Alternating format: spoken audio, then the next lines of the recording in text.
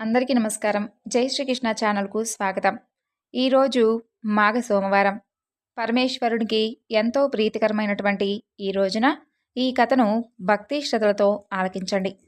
పూర్వం దారువనం అనేటటువంటి ఒక తపోస్థలం ఉండేది. ఆ వనంలో ఎందరో మునులు వారి వారి భార్యలతో సహా అగ్నిదేవుణ్ణి ఉపాసిస్తూ కఠోరమైనటువంటి తపస్సును కొనసాగిస్తూ ఉండేవారు. ఆ విధంగా ఒకనాడు వారందరినీ పరీక్షించాలి అనేటటువంటి భావనతో పరమేశ్వరుడు ఒక సుందరమైనటువంటి రూపాన్ని ధరించి ఆ దారువనానికి వెళతాడు. జగదేక సౌందర్యవంతుడుగా తమ కళ్ళకు కనిపించినటువంటి ఆ పరమేశ్వరుని చూసి మునిపత్నులందరూ వారు పతివ్రతలే అయినప్పటికీ ఆయన మీద వ్యామోహాన్ని పెంచుకుంటారనమాట. ఆ విధంగా మామూలుగా స్త్రీలకు మనోచాంచల్యం కలిగించే విధంగా సుందరుడిగా మారినటువంటి ఆ పరమేశ్వరుడు నాట్యం చేస్తూ ఆ వనంలో సంచరిస్తూ ఉండగా అలా తాపం ఆపుకోలేనటువంటి ఆ మునిపత్నులు యుక్తాయుక్తాలు కూడా మర్చిపోయి ఆయన వెంట పడతారు. తమ శరీరం మీద ఉన్నటువంటి వస్త్రాభరణాల స్థితిగతులను కూడా మర్చిపోయి మదన పరవశంతో కొందరు సంగీతాలను ఆలపిస్తూ ఉండగా మరికొందరు ఆయన్ను ఆకర్షించాలని చెప్పి అందంగా నాట్యాలు చేస్తూ ఉంటారు. ఇలా మరికొందరైతే ఆయన దారికి అడ్డంగా నిలబడి ఆయన్ను కౌగిలించుకోవాలని చెప్పి ప్రయత్నిస్తూ ఉంటారు. మన్మథ వికారం మితిమీరిపోగా ఆ సుందర పురుషుణ్ణి ఆపి ఈ విధంగా అడుగుతారు. ఓయి, ఎవరు నీవు? ఎక్కడి నుండి వచ్చావు? ఓ సుందరాంగా, దయచేసి మమ్మల్ని అనుగ్రహించు, మా శరీరాలకు ఆనందాన్ని చేకూర్చు, మదన తాపాన్ని మేము ఏమాత్రం తట్టుకోలేకపోతున్నాం అంటూ సిగ్గు విడిచి మరీ అడుగుతారు. అలా మునిపత్నులు తనను ఎంతగా రెచ్చగొట్టినప్పటికీ ఆ సుందర పురుషుడు ఏమాత్రం చలించలేదు. అలాగే వారితో ఏ విషయం గురించి మాట్లాడకుండా నిశ్చలంగా అలా నుంచొనుంటాడు. ఆ దృశ్యాన్ని చూసి మునులందరూ ఆగ్రహోదగ్ధులవుతారు. తమ భార్యలకు మదన వికారం కలిగించినటువంటి ఆ సుందర పురుషుణ్ణి ఎన్నో మాటలతో దూషిస్తారు.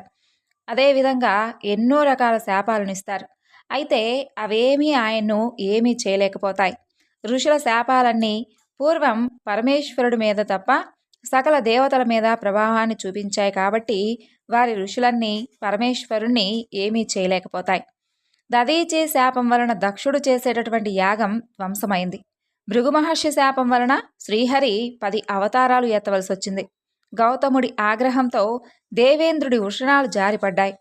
పూర్వం మునులందరి శాపాల ప్రభావంతో శ్రీహరి శయనించేటటువంటి క్షీర సముద్రం, అమృత సముద్రం తాగడానికి ఏమాత్రం పనికిరాకపోగా అప్పుడు శ్రీమన్నారాయణుడు కాశీక్షేత్రానికి వెళ్ళి క్షీరంతో విశ్వేశ్వరుణ్ణి అభిషేకించి తిరిగి క్షీర సముద్రాన్ని తాగడానికి అనువుగా చేసుకుంటాడు. మాండవ్య మహర్షి శాపంతో ధర్మదేవత కృతయుగం నుండి కలియుగానికి వచ్చేసరికి క్రమంగా క్షీణించసాగింది. అలా మహాత్ముడైనటువంటి దుర్వాసుడు శాప ఫలితంగా యాదవులందరూ పరస్పరం కలహించుకొని అంతమైపోతారు. భృగు మహర్షి శ్రీహరి వక్షణ స్థలాన్ని తనడంలో అక్కడే నివాసం ఉన్నటువంటి లక్ష్మీదేవి ఆ స్థానాన్ని వదిలి భూలోకంలో నివాసం ఏర్పరచుకుంటుంది. అష్టవసువులు కూడా మునుల శాపాలకు గురై భూలోకంలో మానవులుగా జన్మించారు. ఈ విధంగా ఎంతోమంది మునుల మహర్షుల శాపాలకి గురైనప్పటికీ మహాదేవుడు ఒక్కడే మాత్రం ముని శాప ఫలాన్ని ఏమాత్రం పొందలేదని చెప్పి దారువన వృత్తాంతం మనకి ఇక్కడ తెలియజేస్తుంది. ఇలా పరమేశ్వరుడు సుందరుడైనటువంటి పురుషుడుగా దిగంబరంగా సంచరించడాన్ని చూసి భరించలేనటువంటి ఆ మునులు ఆయన సామాన్య మానవుడిగా భావించి చూసి ఆయన్ను పరుషంగా నిందించడం ప్రారంభించగా వెంటనే పరమేశ్వరుడు అక్కడి నుండి అంతర్ధానమవుతాడు. దాంతో వారికి ఏం చేయాలో అర్థం కాక అందరూ కలిసి సత్యలోకానికి వెళ్ళి బ్రహ్మదేవుడితో జరిగిందంతా కూడా మొత్తం చెప్తారు. ఆ విధంగా వారి మాటలన్నీ విన్నటువంటి బ్రహ్మదేవుడు ఇదంతా కేవలం పరమేశ్వరుడు లేలేనని చెప్పి గ్రహించి మనసులోనే ఆయనకు భక్తిగా నమస్కరిస్తాడు. ఓ ముల్లారా, అసలు మీరెంతటి అవివేకులో తెలుసా? ఇహపర శ్రేయస్సును కలిగించేటటువంటి ఆ పరమేశ్వరుణ్ణే గుర్తించలేనటువంటి మీరు వ్యర్థంగా జన్మించారు. దారువనంలో మీకు కనిపించినటువంటి పురుషుడు ఎవరో తెలుసా? సాక్షాత్తు ఆ పరమేశ్వరుడు. మిమ్మల్ని పరీక్షించాలి అనేటటువంటి ఉద్దేశంతోనే ఆయన అక్కడికి వచ్చాడు. గృహస్థుడైనటువంటి తమ ఇంటికి వచ్చినటువంటి అతిథి ఎలాంటి వాడైనా సరే, ఏ రూపంలో ఉన్నా సరే అతన్ని గౌరవించాలి కదా. అది అతిథి సేవా ధర్మం. ఆ ధర్మాన్ని మీరు మర్చిపోయారు. సుదర్శనుడనేటటువంటి ముని అతిథి సత్కారాన్ని నియమంగా ఆచరించి మృత్యువునే జయించాడు. ఆ విషయం గురించి చెబుతాను, ఒకసారి వినండి. పూర్వం సుదర్శనుడు అతిథి దేవుడితో సమానం అని చెప్పి అతను ఏది కోరితే దాన్ని ఇచ్చేస్తాను, నా సర్వస్వాన్నైనా సరే తప్పకుండా వారికి సమర్పిస్తానని చెప్పి ప్రతిజ్ఞ చేసుకుంటాడు. ఒకనాడు తన భార్యతో వచ్చినటువంటి అతిథి ఎవరైనా సరే పరమేశ్వరుడుగా భావించి అతను కోరితే నీ దేహాన్నైనా సమర్పించాలి అని చెప్పి తన భార్యను ఆదేశిస్తాడు. అది విన్నటువంటి ఆ పతివ్రత, నాదా, మీరు చెప్పింది ధర్మబద్ధం కాదని నేను అనడం లేదు, అయితే నాకెందుకో అది ధర్మబద్ధంగా కాదని చెప్పి నాకు అనిపిస్తుంది, మరొకసారి ఆలోచించుకోండి అని చెప్పి విన్నవించుకుంటుంది. అందుకు కోపం వచ్చినటువంటి సుదర్శనుడు భార్యతో, దేవి, నేను చెప్పిందే శాసనం, అతిథి పరమేశ్వరుడే, అతను ఏదడిగితే అది నీవు తప్పకుండా ఇవ్వవలసిందే అని చెప్పి గద్దించి మరీ చెబుతాడు. అలా కొన్నాళ్ళు గడిచిన తర్వాత ఒకనాడు ధర్మదేవత ఒక బ్రాహ్మణుడి రూపంలో వారింటికి అతిథిగా వస్తాడు. ఆ సమయంలో సుదర్శనముని గృహంలో లేడు. ఆయన భార్య ఆయనకు స్వాగత సత్కారాలు చేస్తుంది. ఆమె సేవలకు సంతోషించినటువంటి ఆ విప్రుడు, దేవి, నీ భర్త ఇంట్లో లేనట్లుగా ఉన్నాడు, నీతో సంయోగం చెందాలని చెప్పి నా మనసు కోరుకుంటుంది అని అడుగుతాడు. భర్త ఆజ్ఞను గుర్తు తెచ్చుకున్నటువంటి ఆ పతివ్రత, స్వామి, మీ ఇష్టం, ఈ శరీరాన్ని మీకు సమర్పిస్తున్నానని చెప్పి ముందుకొస్తుంది. అంతలో సుదర్శనుడు ఇంట్లోకి వస్తాడు. లోపల అతిథిగా బ్రాహ్మణుడు కనిపిస్తాడు. ఆయనకు భక్తితో నమస్కరించగా ఆ విప్రుడు, సుదర్శన, నాకు నీ భార్యతో రమించాలని ఉంది, ఏమంటావు అని అంటాడు. స్వామి, అతిథి కోరిందేదైనా సరే నేను కాదని అనను, తమరిష్టం అని చెప్పి బయటకు వెళ్ళబోతాడు. సుదర్శనుడి ధర్మబుద్ధికి, అతిథి సేవా తత్పరతకు చెలించిపోయినటువంటి ధర్మదేవత తన యొక్క నిజరూపాన్ని ధరించి, సుదర్శన, నేను నీ అతిథి ధర్మాన్ని పరీక్షించాలని ఇలా వచ్చాను. అతిథి మర్యాద వ్రతాన్ని త్రికరణమైనటువంటి శుద్ధితో నీవు ఆచరించినటువంటి నీవు మృత్యువుని సైతం జయించగలవు. నీ గృహస్థ ధర్మం అమోఘం అని అతన్ని, అతని భార్యను ఆశీర్వదించి ధర్మదేవత అక్కడి నుండి వెళ్ళిపోతాడు. దారువనంలోని ముల్లారా, అతిథి ధర్మం అంత గొప్పది మరి. అలాంటి గొప్ప ధర్మాన్ని మీరు విస్మరించి అతిథిని అవమానించినందువలనే మీ తపశ్శక్తి మొత్తం మీకు నశించిపోయింది. కాబట్టి మీరు వెళ్ళి ఆ పరమేశ్వరుణ్ణే శరణు వేడుకోండి అని చెప్పి బ్రహ్మదేవుడు వారికి ప్రబోధిస్తాడు. బ్రహ్మ మాటలు విన్నటువంటి మునులందరూ పశ్చాత్తాపపడి, ప్రభో, నీకు నమస్కారం, ఓ ప్రజాపతి, మా భార్యలందరూ కామ వికారం చెందడంతో మేము ఆవేశంగా ఆ పరమేశ్వరుణ్ణే పరుషంగా దూషించాం, ఎన్నో శాపాలను పెట్టాం, అయినా అవేమీ పరమేశ్వరుడి ముందు ఏమాత్రమూ కూడా ప్రభావాన్ని చూపించలేకపోయాయి. ఇక మాకు జీవితాల మీద కూడా ఆశపోయింది. కర్మ ఫలాన్ని త్యాగం చేసి ఆ మహేశ్వరుని దర్శించేటటువంటి మార్గాన్ని మాకు తెలియజేయండి అని చెప్పి ప్రార్థిస్తారు. మునుల ప్రార్థనను విన్నటువంటి ప్రజాపతి వారితో ఇలా అంటాడు, ముల్లారా, నేను చెప్పేది శ్రద్ధగా వినండి. బ్రాహ్మణుడు ఉపనయనం అయింది మొదలు వేదాలను, వేదాంగాలను, వేదార్థాన్ని ఆచార్యుడి దగ్గర సంపూర్ణంగా అభ్యసించి స్నాతకుడై తరువాత వివాహం చేసుకుని భార్య ద్వారా సంతానాన్ని కని వారందరికీ తన ఆస్తిని సమానంగా పంచేసి అగ్నిష్టోమాది యాగాలతో యజ్ఞేశ్వరుడైనటువంటి ఆ పరమేశ్వరుణ్ణి 10-12 సంవత్సరాలు ఆరాధించాలి. శక్తి లేనివాడు కనీసం 1 సంవత్సరం కానీ, లేక 6 మాసాలు కానీ, 12 రోజులు కానీ కేవలం పాలు మాత్రమే ఆహారంగా స్వీకరించి దేవతలందరినీ పూజించాలి. ఆ తరువాత తన కోసం ఉంచుకున్నటువంటి ధనాన్ని మొత్తం విప్రులకు ఇచ్చేసి వైరాగ్యభావంతో గురువు దగ్గర సన్యాస దీక్షను స్వీకరించాలి. ఈ విధంగా ఆచరించి పరమేశ్వరుని అనుగ్రహాన్ని పొందినటువంటి ఒక భక్తుడు ఉన్నాడు, అతని గురించి చెబుతాను వినండి అంటూ బ్రహ్మదేవుడు ఈ విధంగా చెప్పసాగాడు. పూర్వం శ్వేతుడనేటటువంటి ఒక ముని ఉండేవాడు. అతను నిత్యము కూడా పరమేశ్వరుణ్ణి ఆరాధిస్తూ మృత్యువునే జయించాడు. అది వారందరూ కూడా ఎంతో ఆసక్తిగా వింటూ, పితామహ, అసలు ఈ శ్వేతుడెవరు, అతని వృత్తాంతం ఏమిటి, దయచేసి చెప్పండి అని చెప్పి ప్రార్థించగా బ్రహ్మదేవుడు వారికి ఈ విధంగా శ్వేతుడి వృత్తాంతాన్ని చెప్పడం ప్రారంభించాడు. మునులారా, పూర్వం శ్వేతుడనేటటువంటి మహాముని ఉండేవాడని చెప్పాను కదా. ఆయన అల్పాయుష్కుడు. ఆ విషయం తెలుసుకున్నటువంటి శ్వేతముని తనకు చిరంజీవిత్వం కలగాలని చెప్పి భావించి కొండ గుహలలో నివసిస్తూ అక్కడే ఒక శివలింగాన్ని ప్రతిష్ఠించుకుంటాడు. రుద్రాధ్యాయంతో ప్రతినిత్యము కూడా ఆ లింగానికి పూజలు అభిషేకాలు చేస్తూ పరమేశ్వరుణ్ణి భక్తితో ఆరాధించడం మొదలుపెట్టాడు.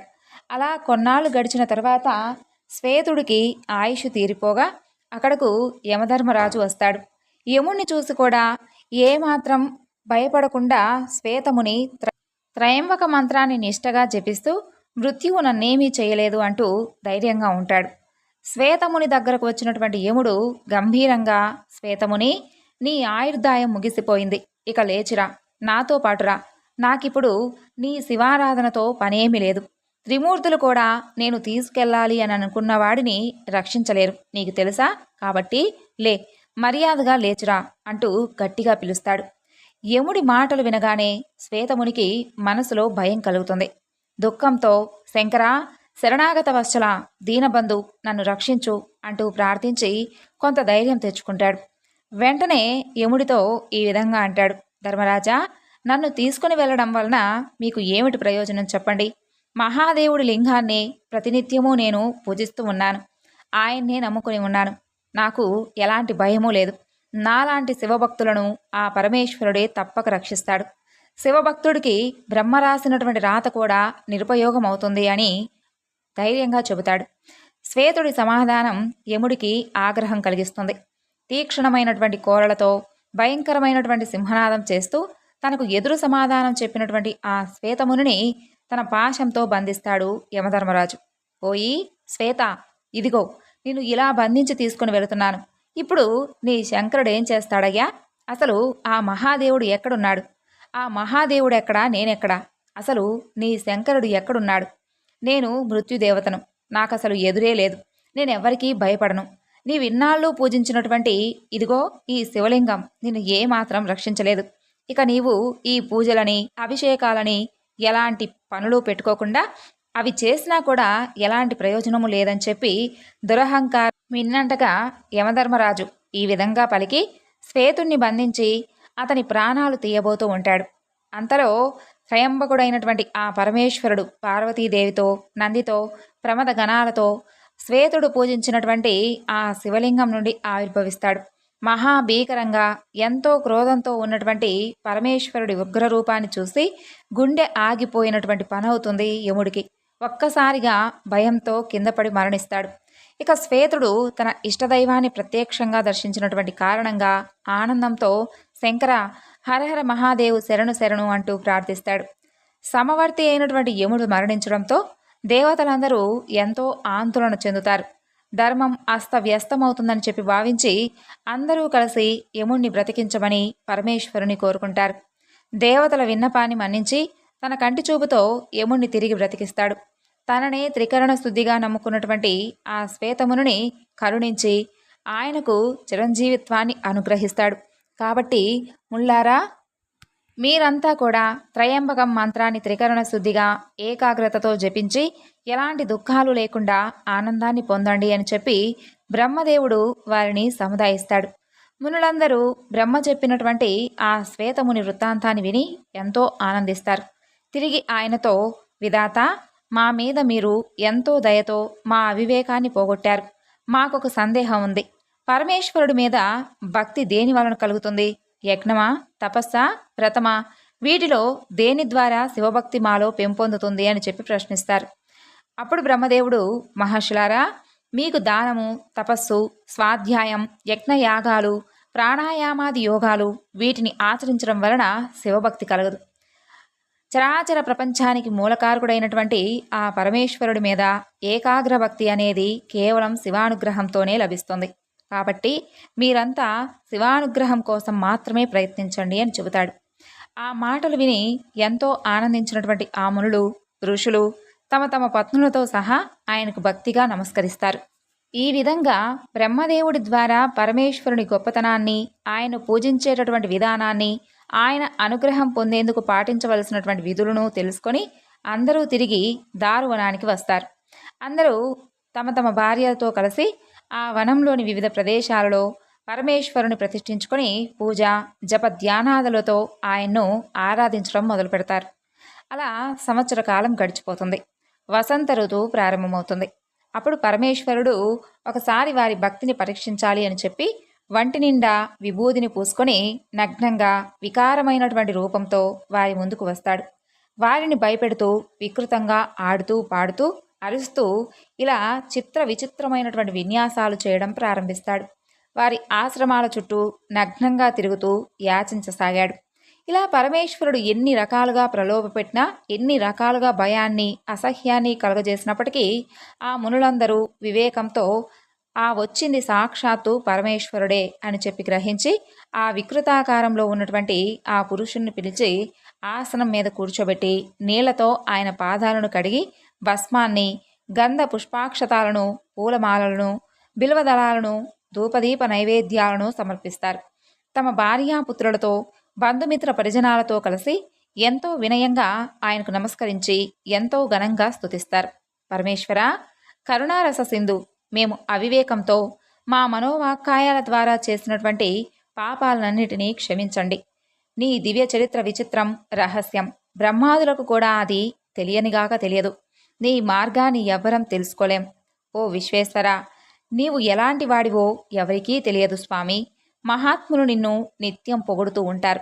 భవ్యుడు, భవుడు, భావనుడు, అనంత బలవీర్యం కలిగినవాడు, భూతపతి, సంహారకుడు, విషంగుడు, ఇలా అవ్యయుడు, జగత్తుకు ఆధారమైనవాడు, త్రిగుణాత్మకుడు, సత్వరజస్తమో గుణాలతో నిండినటువంటి త్రయంబకుడు, త్రినేత్రుడు, త్రిశూలాన్ని ధరించినవాడు, కందర్భుడు, హుతాశనుడు, పరమాత్మ శంకరుడు, వృషాంకుడు, ఘనాధిపతి, కాలుడు, దండహస్తుడు, శతజిహ్వుడు, పాశహస్తుడు, వేద మంత్రాలను స్తుతించేటటువంటి ప్రధాన దైవం అనేటటువంటి విశేషణాలు నీకే కదా సరిపోతాయి దేవా.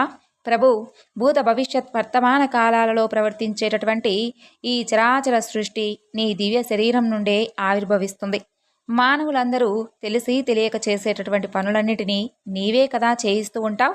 మరి ఈ విధంగా ఆ మునులందరూ స్వామిని స్తుతించగా పరమేశ్వరుడికి విపరీతమైనటువంటి ఆనందం కలుగుతుంది. వారందరూ తాము చేసినటువంటి పనికి పశ్చాత్తాపం చెందారు అని చెప్పి స్వామి గ్రహిస్తాడు. తన నిజరూపాన్ని దర్శించేందుకు వారికి దివ్య దృష్టిని ప్రసాదించగా మహాదేవుడి ద్వారా దివ్య దృష్టిని పొందిన వారందరూ ఆయన దివ్య మంగళమైనటువంటి విగ్రహాన్ని దర్శించి తన్మయులై మంగళకరమైనటువంటి వాక్యాలతో ఈ విధంగా కీర్తించారు. పరమేశ్వర, అమరుల్లో నీవు బ్రహ్మవి, రుద్రుల్లో నీలలోహితుడివి, ప్రాణులందరిలో జీవాత్మవు, సాంఖ్యయోగులందరూ నిన్ను పురుషుడంటారు. పర్వతాలలో నీవు మేరువువి, నక్షత్రాలలో చంద్రుడివి, ఋషుల్లో వశిష్ఠుడివి, దేవతల్లో దేవేంద్రుడివి, సమస్త వేదవాధ్యాయంలో ఓంకారానివి, వేద సూక్తాలలో శ్రేష్టమైనటువంటి సామ సూక్తానివి, అరణ్యంలో సంచరించేటటువంటి మృగాలలో సింహానివి, గ్రామాల్లో సంచరించేటటువంటి పశువుల్లో వృషభానివి, లోకులందరూ పూజించే దేవులలో అగ్రగణ్యుడవి. ప్రభు, మేమంతా నీ దాసులం, మేమంతా తరించడానికి ఏం చేయాలో ఆజ్ఞాపించండి. నీ ఆద్యాంతాలు మేము తెలుసుకోలేకపోతున్నాం, మమ్మల్ని అనుగ్రహించండి అంటూ పరమేశ్వరుడి పాదాల మీద పడతారు ఆ మునులందరూ.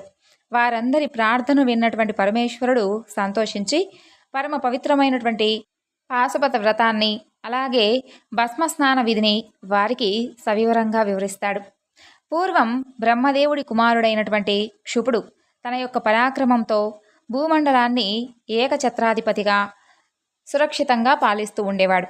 ఆయనకు మహాతపస్వి అయినటువంటి దధీచి మునితో స్నేహం ఏర్పడింది. ఆ విధంగా అది దినదిన ప్రవర్ధమానమైంది. ఒకనాడు వారిద్దరికీ విప్రుడు గొప్పవాడా లేక క్షత్రియుడు గొప్పవాడా అనే విషయం దగ్గర చర్చకు దారితీసింది. ఆ విషయం మీద వారిద్దరికీ వాగ్వాదం కూడా జరిగింది. క్షుపుడు, నేను అష్టదిక్పాల అంశతో శ్రీహరి అంశతో జన్మించినటువంటి క్షత్రియుణ్ణి కాబట్టి నన్నే నీవు పూజించాలి, నీకన్నా నేనే గొప్ప అని అహంకారంతో వాదించాడు.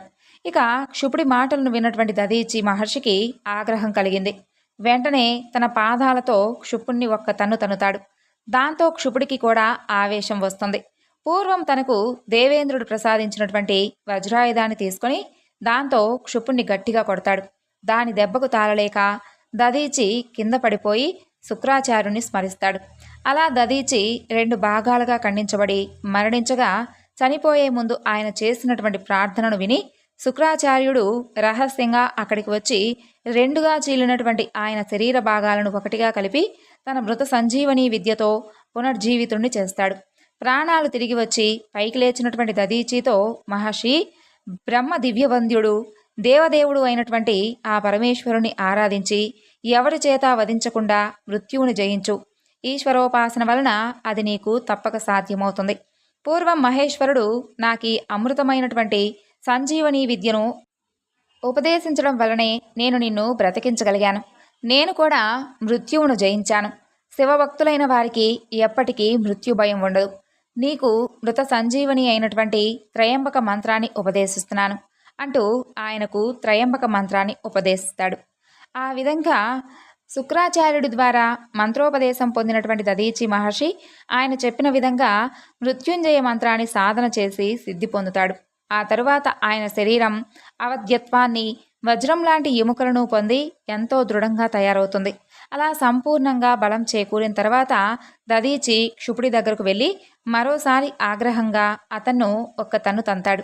క్షుపుడు కూడా తిరిగి వజ్రాయుధంతో దధీచిని ఖండించబోగా అది ఆయన శరీరానికి తగిలి వంకరపోతుంది. దానితో దధీచి మహర్షికి శివానుగ్రహం లభించిందని తెలుసుకున్నటువంటి క్షుపుడు వెనుతిరిగి వెళ్ళిపోతాడు. ఆ తరువాత క్షుపుడు దధీచి మహర్షి వలన అవమానించబడి ఎంతో ఏకాగ్రతతో శ్రీమన్నారాయణుడి గురించి తపస్సు చేస్తాడు. అలా ఎన్నో సంవత్సరాలు గడిచిపోతాయి.